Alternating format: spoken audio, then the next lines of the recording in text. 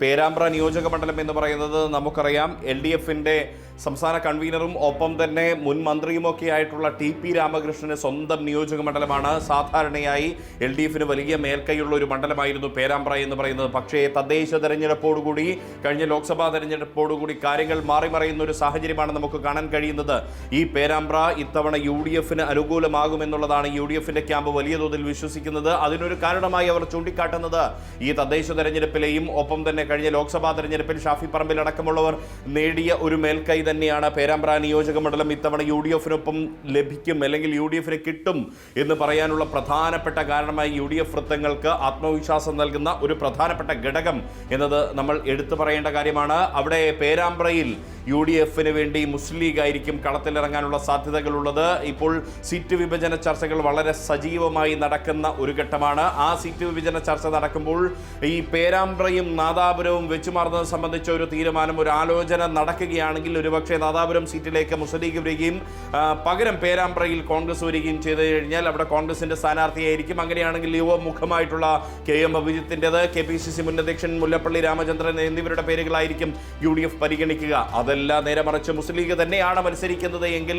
അവിടെ വരുന്ന പേര് എന്ന് പറയുന്നത് മുസ്ലിം ലീഗിന്റെ കോഴിക്കോട് ജില്ലാ ജനറൽ സെക്രട്ടറിയും ഒപ്പം തന്നെ കേരയിൽ വിരുദ്ധ സമരത്തിന്റെ നായകനുമായിട്ടുള്ള TT ഇസ്മായിലിന്റെ പേരാണ്. TT ഇസ്മായിലിന്റെ പേര് പരിഗണിക്കാനുള്ള ഒരു പ്രധാനപ്പെട്ട കാരണം ആ പേരാമ്പ്ര നിയോജക മണ്ഡലത്തിൽ അദ്ദേഹത്തിന് ആഴത്തിലുള്ള വ്യക്തിബന്ധങ്ങളുണ്ട്. മറ്റൊന്ന്, ഈ കേരയിൽ വിരുദ്ധ സമരവുമായി ബന്ധപ്പെട്ട് അദ്ദേഹം നടത്തിയിട്ടുള്ള പൊതുസമരത്തിന്റെ ഭാഗമായിട്ട് അദ്ദേഹത്തിന് ഒരു പൊതു സ്വീകാര്യതയുണ്ട്.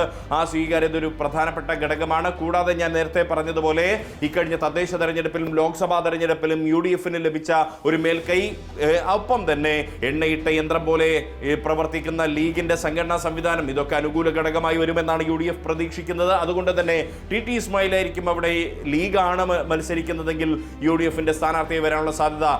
എന്തായാലും ഈ ഒരു പേരാമ്പ്ര നിയോജക മണ്ഡലം ശക്തമായി തന്നെ നിലനിർത്തണമെങ്കിൽ LDFനെ സംബന്ധിച്ച് സാക്ഷാൽ TP രാമകൃഷ്ണനെ തന്നെ രംഗത്തിറക്കുക എന്നൊരു തന്ത്രമായിരിക്കും LDF പയറ്റുക. കാരണം സിറ്റിംഗ് MLA-മാരിൽ പലരോടും മണ്ഡലത്തിൽ സജീവമാകാനും മണ്ഡലം ശ്രദ്ധിക്കാനും മുഖ്യമന്ത്രി പിണറായി വിജയൻ തന്നെ നിർദ്ദേശം നൽകിയിട്ടുണ്ട്. അതിന്റെ അടിസ്ഥാനത്തിൽ TP രാമകൃഷ്ണൻ ഇപ്പോൾ മണ്ഡലത്തിൽ സജീവമാണ് താനും. അല്ലെങ്കിലും അദ്ദേഹം മണ്ഡലത്തിൽ വളരെയധികം സജീവമായൊരു നേതാവാണ്. അദ്ദേഹത്തിന് ഏറെ ജനസ്വാധീനമുണ്ട്. വ്യക്തിപരമായി പല വോട്ടുകളും സമാഹരിക്കാനുള്ള കഴിവ് TP രാമകൃഷ്ണൻ എന്ന് പറയുന്ന CPM-ന്റെ LDFന്റെ കൺവീനർക്കുണ്ട്, CPM-ന്റെ ഈ മുതിർന്ന നേതാവിനുണ്ട്. അതുകൊണ്ട് തന്നെ TP രാമകൃഷ്ണനെ തന്നെ LDF വീണ്ടും കളത്തിലിറങ്ങിയാൽ അതിൽ ഒരു അത്ഭുതവുമില്ല കേട്ടോ. കാരണം ടേം വ്യവസ്ഥ എന്ന് പറയുന്ന മാനദണ്ഡം മറികടന്നുകൊണ്ട് അദ്ദേഹത്തെ ഇത്തവണയും മത്സരത്തിനിറക്കുക എന്നൊരു സാധ്യതയാണ് CPIM മുന്നോട്ട് പോകുന്നത്. ആ സാധ്യത ഒരുപക്ഷെ പേരാമ്പ്ര നിയോജക മണ്ഡലം നിലനിർത്താനും ഈ പേരാമ്പ്ര കൈവിടാതിരിക്കാനും ഒക്കെ LDFനെ സഹായിക്കുമെന്നുള്ള ഒരു വിലയിരുത്തലാണ് LDFനകത്തുള്ളത്. അതുകൊണ്ട് തന്നെ ശക്തമായൊരു പോരാട്ടമായിരിക്കും ഇത്തവണ പേരാമ്പ്ര നിയോജക മണ്ഡലത്തിൽ നടക്കുക.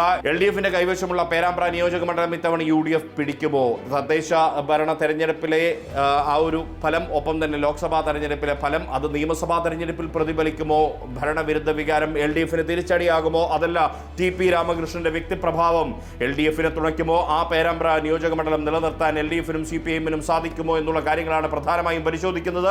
പേരാമ്പ്ര നിയോജക മണ്ഡലത്തിന് വേണ്ടി കേരള കോൺഗ്രസ് എം അവകാശവാദം ഉന്നയിച്ചിട്ടുണ്ട്. പക്ഷേ കേരള കോൺഗ്രസ് എമ്മിന് വിട്ടു നൽകിയാൽ അവിടെയുള്ള ജയസാധ്യത പോലും ഇല്ലാതാകുമെന്നുള്ള ഒരു വിലയിരുത്തൽ CPM-ന്റെ അടിത്തട്ടിലുള്ള അണികൾക്കുണ്ട്. അതുകൊണ്ട് തന്നെ പാർട്ടി തന്നെ അവിടെ മത്സരിക്കണം. പാർട്ടി ചിഹ്നത്തിൽ തന്നെ അവിടെ ഒരു സ്ഥാനാർത്ഥിയായി ഉണ്ടായാൽ മാത്രമാണ് ശക്തമായൊരു പോരാട്ടം നടത്തി പേരാമ്പ്ര കൈവിടാതിരിക്കാനുള്ള സാധ്യതകൾ ഉണ്ടാകൂ എന്നുള്ള സൂചനകൾ അണികൾ നേതൃത്വത്തിന് നൽകിയിട്ടുണ്ട് എന്ന വിവരമാണ് പാർട്ടി വൃത്തങ്ങളിൽ നിന്നും ലഭിക്കുന്നത്. അതുകൊണ്ട് തന്നെ ശക്തമായ പോരാട്ടം കാഴ്ചവെച്ച പേരാമ്പ്ര നിയോജക മണ്ഡലം നിലനിർത്താനുള്ള കഠിന പരിശ്രമത്തിലാണ് LDF ഉള്ളത്. അത് ശക്തമായ പോരാട്ടത്തിലൂടെ അത് തിരിച്ചു പിടിക്കാനുള്ള ഒരു ഊർജിതമായ ശ്രമത്തിലാണ് UDF-ഉം ഉള്ളത്. എന്തായാലും നിയമസഭാ തെരഞ്ഞെടുപ്പിന് ഇനി കേവലം മാസങ്ങൾ പോലുമില്ല. ആ മാസങ്ങളുടെ ഒരു കാത്തിരിപ്പ് മാത്രമേ ഉള്ളൂ.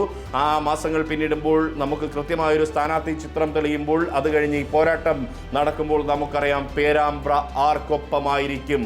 LDF നിലനിർത്തുമോ അതല്ല UDF അട്ടിമറിയിലൂടെ അത് പിടികൂടുമോ എന്ന കാര്യം നമുക്ക് വരുന്ന ദിവസങ്ങളിൽ, വരുന്ന ആഴ്ചകളിൽ കൃത്യമായി മനസ്സിലാക്കാൻ കഴിയും.